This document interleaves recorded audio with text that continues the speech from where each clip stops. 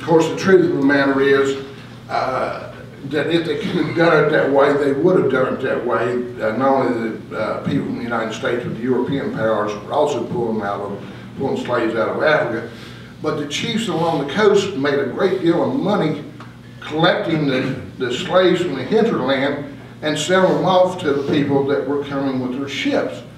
So if the people coming over from, let's say, New England, wanted to go out and gather their own slaves, they're cutting into the chief's market. Well, this doesn't do very good. This upset the chief rather badly, and he wanted to have them cut off, and they put in a pot, so they decided, well, maybe they go ahead and pay the going rate. And by the way, the chiefs did provide a great deal of services related to the collection and having the slaves going aboard the ships.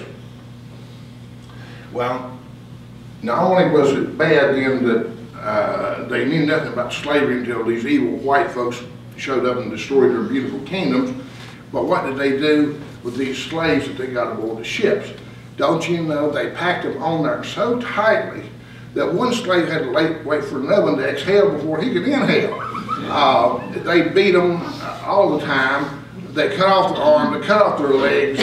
They did everything horrible to them. They loved to take a great big logging chain and tie 10 to 50 of them together in a group and throw them over and watch them bubbles come up as they drowned. And this is what is taught, and it's taught to make the students in school, the white students, to feel very, very guilty about what's been done. Now they taught us this about 2 months of this all told in school. In less than 30 seconds, I'm going to completely destroy what they told you. Now I told you slavery is about money, folks, all the way down the line. Well, why did they go over to get the slaves? It was to sell them. So what did the people from New England want to do? They wanted to get the slaves back to America as quick as they could, in as good a shape as they could, so they could sell them off and make money. If the slave died, they lost all their investment. If they was in such a bad shape, they got over here, they couldn't sell them, make a big profit while being in the business. But yet this is what they teach. Now why is it so important to teach us over and over in our school system? Everything related to slavery, folks, has a money connection. The people who are in school today are the voters tomorrow. So if you keep all these folks good and guilty, and the blacks through the political system come along and say, you all were so mean to our ancestors, you owe us money. You owe us welfare.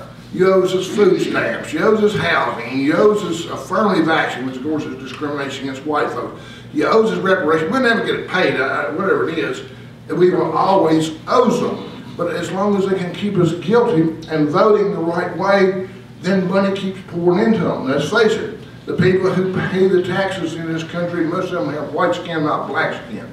So it's a way to take money from those folks who work and give to people who don't work through the political system. It's basically stealing, using the government to do so. Now I'm just going to quickly summarize and then I'm going to quit. And that is that the war had nothing to do, in fact it'd be easier for me to prove that the war had nothing to do with slavery than to prove that it's everything to do with slavery. The Yankees changed it because they felt extremely guilty about what they did to the South, and by changing it into a war about slavery that had morality involved, it made them from vandals to heroes. And then the blacks adopted that same history and went further so that they could intimidate the entire white culture of the country into giving them their money. Now, you have two choices at this time. I'm getting ready to shut out. You can either stand up and give me an overwhelming applause, or you can boo me, whichever one you want to, but either way, I'm going to quit for just a minute and then we'll take questions. And thank you all for coming. You've been a good audience, and God bless you.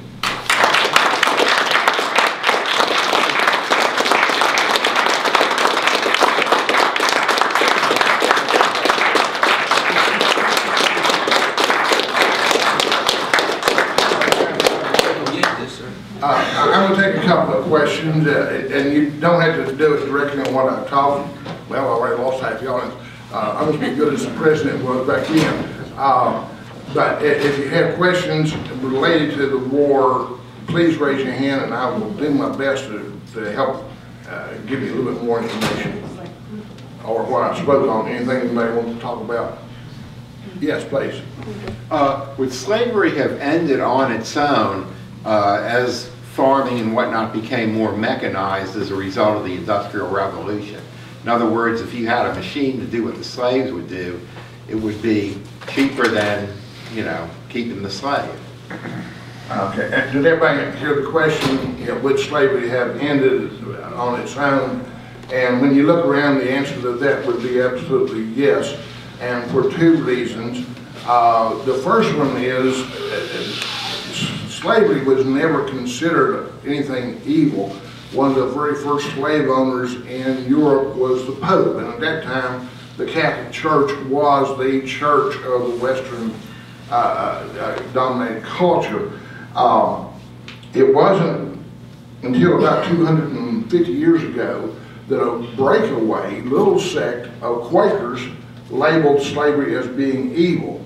Now, slavery had been part of the human experience for almost recorded time. Now, if you believe the Bible to be true, and I do, God got mad and he destroyed the world with water. And he started over with basically one big family, Noah's family.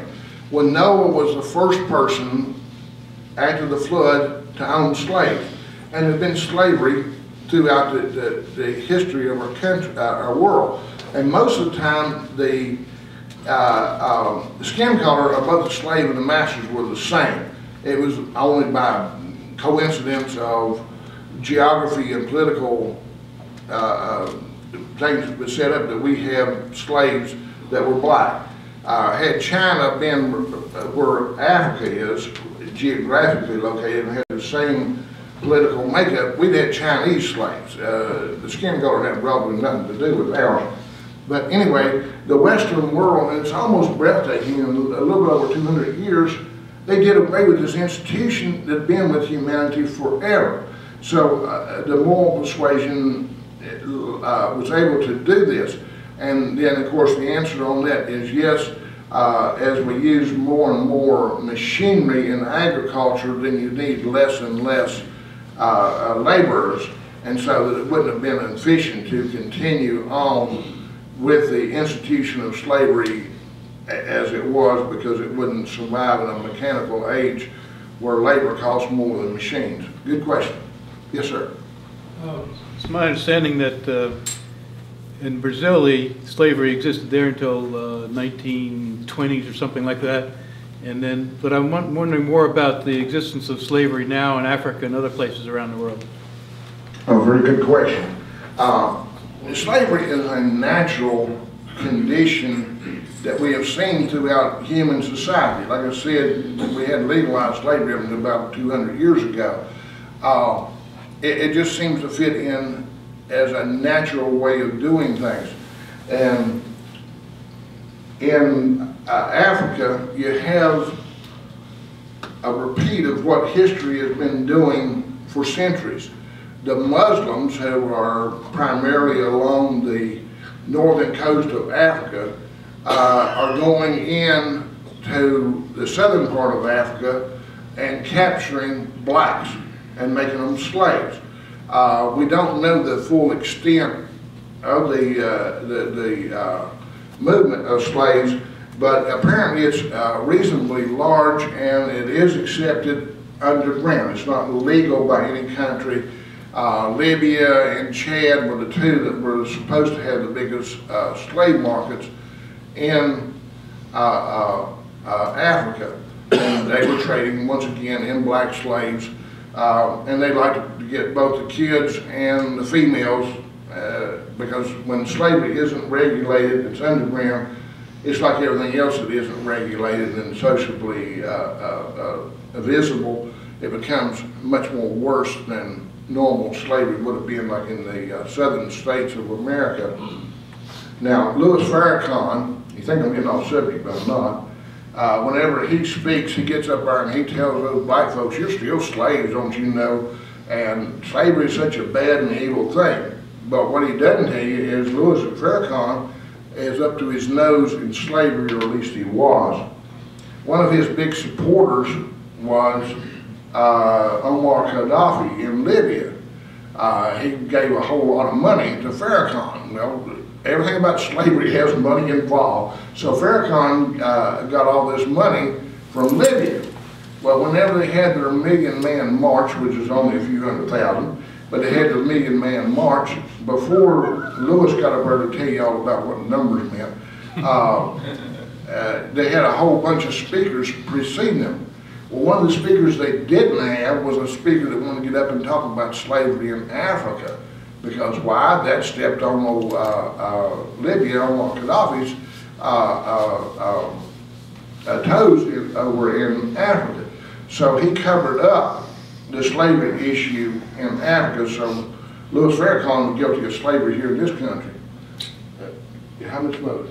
You can take a couple more minutes. Okay, please. One more question. I have a question, but it's not about slavery, it's about Abe Lincoln. Okay. I don't know if you watch Fox News or not. Bill O'Reilly has a new book out called Killing Lincoln. And he makes the statement that Abe Lincoln was one of the greatest presidents we ever had.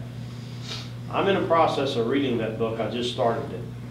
And what you're saying about Lincoln is making me want to run home and read the rest of it, you know? So have you read that book, or have you heard of this? Have I heard of it? Yes. Have I read it? No. So I can't make a comment on O'Reilly's book. There's a pretty good book out there called The Real Lincoln. He is the one that started stripping away the mask from Lincoln. And once you get somebody to stand up and start saying something about, in this case, Abraham Lincoln, then other people say, oh, okay, then I can do it. For example, I got in my book, The Truth About Slavery. I'm the very first one that took on the institution of slavery. And one of the people who was a big supporter of mine, bought a lot of my books over the years, found out what I was doing. They called me up shortly before it was published and said, Gary, are you crazy? You're going to talk about slavery? So are you very, very brave, or are you crazy? And I said, I don't know, but I had to put out the book and find out. But I attacked what they had been teaching us conventionally in society and in school, and I took it away. Now there is numerous books and articles that are being written that expose that slavery, as we have been taught, isn't true. And do I have time, or am I going to wait? We probably need to close up if you can. I'm sorry? Go ahead and close up if you can. Okay, I'm going to just say thank you all for allowing me to come and speak to you. Now, I've been forced out of the book business. I put up my other books over here, kind of brags, so yeah, I wrote these, so people think I know what I'm talking about, whether I do or not. But I do have a few copies of The Truth About Slavery. I can't sell them because I'm out of business, but anybody that wants one, I'd be happy to autograph for you if you don't have one. And do one more thing, I'm sorry to hold you. A number of you got my Truth About Slavery last time I was over here. Would anybody like to make a comment on what they thought about my book? They read it? I've been reading it. Yeah. Nobody. Okay. I'm just go ahead. I've been reading a little bit about it. I haven't gotten very far, but so far I like it. Okay, from Chris, that's a great compliment. He's never come in here. I thought he was going to say something big. Thank you all, and may God bless you.